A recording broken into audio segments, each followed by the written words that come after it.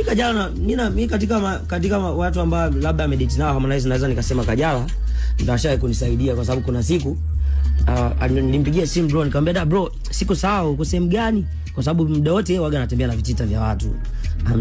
Vitita vya watu kwa maana gani? Amechikichia kwamba mimi mpaka upige simu ndo utapata haki yako. Anatembea na kufunga. Kwa nikampigia simu mzee wapi?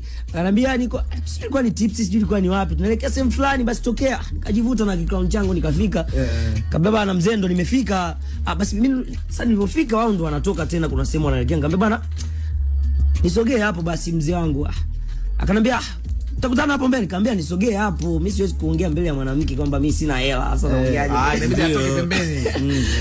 Mimi nataka nisogee hapo unaposogea ila ndio tuongee Msumbili. Sasa Shem Kajala akageuka akaniona mimi hali yangu ilivyo.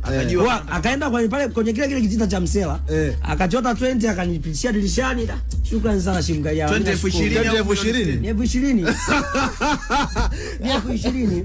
Nikaweka amina shukuru kwa sababu ndio maisha ni bro mjanja ni kuvuka ujanja ni kuvuka leo kuiona kesho. Right? Lakini pia nategemea kesho unaionaje ukiwa nani. Right? So kwa hivyo kula buku 20 ukachimba